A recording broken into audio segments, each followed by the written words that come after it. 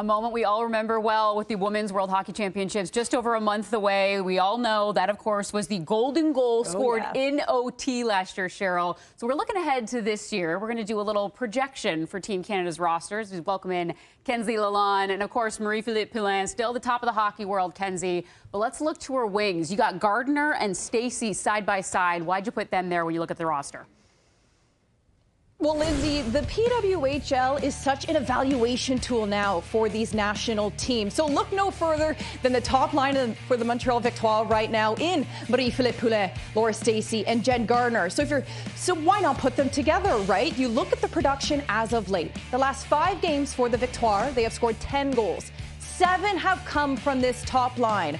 A long-time conversation with this national team has been who plays with Poulin. You need the skill, you need the IQ, and you also need someone that can hound pucks. And I think Jen Gardner can do that. And you look at the speed and skill that Stacey is really leaning into right now. Plus, she's her wife, right? You have this chemistry here. I think why not break something that's working? So keep that trio together. I think it would be great for Team Canada.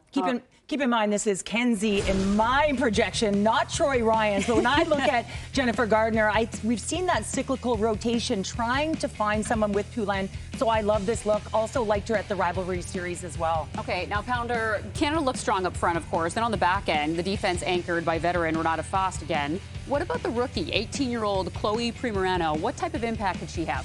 Well, because you're a year outside of the Olympic Winter Games, I think you bring a player like Chloe Primerano in. She did get the shootout winner in Utah at the Rivalry Series before Christmas. But when I look at her also, she was the captain of the Under-18 World Championship team. I think you've got to give her that experience. If you line her up with someone like Jocelyn Larocque, a shutdown defender, she's a player who likes to transport the puck. She's got really great vision for the future. You could see her on a power play. So for me, they got to bring the 18-year-old in now, put her alongside a veteran like Jocelyn, and then just see how she does. Give her those valuable minutes because she really is a talent. All right, now Kenzie, Primerano won't be the only rookie. You got Cava and Watts as well there. What do you like about them?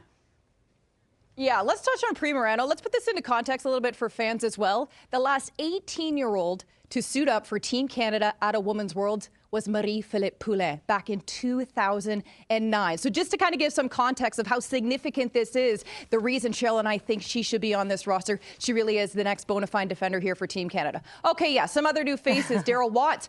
Look, Lindsay, her time is now. We've seen her at the U18 level. We've seen what she can do at the Rivalry Series. I think she deserves to make this team. Pay her alongside someone like Sarah Fillier. They can have that skill. They can work together. And then we can also touch on Cava. This World Championship roster is bigger this year. Teams can bring 25 players. So we have her there as more of an alternate position, depending on the health of Nurse or Spooner. You can look to her. She is kind of that Swiss Army knife, if you will. She's 30 years old. She's a pro player. This would be her first ever Team Canada team, but I think you look at what she's done with the Minnesota Frost the last few years. She deserves to be on this Team Canada team, and she can be an impact player. And if you're looking at the PWHL as best on best, you know, the most suited, like it's the most likely opportunity to look at sort of an American and a U.S. rivalry or American and a Canadian rivalry. You look at those players and you say, someone like Daryl Watts, I think she's a bona fide top 6. There's no question about it. You look at what she's doing with the Sceptres right now. She's got finesse. She's got the skill. So I think she really needs to be a part of this roster. And we talk about Cava. She hasn't given an opportunity.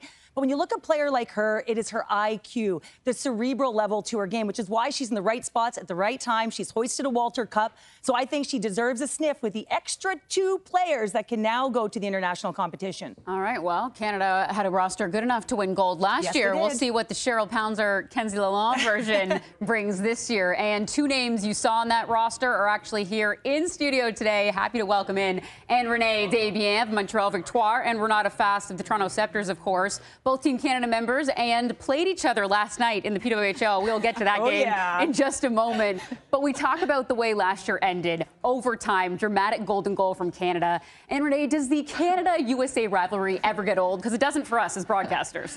It doesn't for us as players as well. Every single game is often a 1-goal game, an overtime shootout. We go from 0-0 to 6-5. We just never know what's going to happen, but it's always physical, it's always intense, a lot of great players, goal-scoring abilities. So it's kind of everything you want in a game. Well, it's fabulous to have like the best goaltender in the world and the best defenders in the world alongside of us right now. But as we head into the Olympics, 1 year out roughly, Do you think that there's a different approach to this upcoming World Championship because of it? I think a little bit. I mean, you're 1 year out from the Olympics, and you have an opportunity to select some players and see what they can do when it's best on best talent. And I think that's exactly what these rosters are going to do. You have some players that maybe haven't had the opportunity to play at a World Championships. Bring them now so you can see what they can do in these pressure situations, and then you can evaluate them as we approach 1 year out from the Olympics. All right, so a lot to look forward to when it comes to both the Olympics and the World Championship. Now, as I mentioned, you two were in action last night. A 4-1 win for the Toronto Sceptres. But I should note, this game had a little bit of everything, didn't it? Oh, did it ever? I think it was full of special teams. Both Ann and I spent some time in the ball. Ann wasn't in the box. I did spend time in the box. I sent some players to the box. Some penalties, some power play opportunities. So, yeah, it's always an incredible game when we get to play Montreal. It's personally one of my favorite teams to play against. It's always back and forth. And we have some viz right here of the assist, Renata. So walk us from the drama, shall you? I just came in the game. Give me a break. Yeah, I was going to say, you know, you came into that game, but she did have a primary. She had a primary assist on one of the goals with you in there. I'm surprised you're standing beside each other right now. It's pretty good. Okay. 1-2 in the lead. And that's not all. We got more viz because we have the penalties as well. Do you guys want to see a replay of that? Oh, boy. Walk us through. Take us through last night. I mean, as I said, this game truly had anything. Ann-Renee, Oh, that's what are we the looking first at? penalty. You come in a game and you try to play the puck, you fumble it, and you have to trip the player so they don't score. And the second one was roughing. yeah, my player got cross-checked right on top of me, so a little push and shove in there, got spicy. Hey, Marty, Noodles, want to comment on that? Pretty aggressive, hey? Use that. Noodles is still on suspension. Noodles' suspension is still active because of what he did with the stick. Oh, man. All right. Well, it's all love here as Team Canada teammates, of course. And as I mentioned, the PWHL trade line is coming up March 13th. So a busy day here, but plenty to look forward to around the corner. We'll continue to watch the two of you.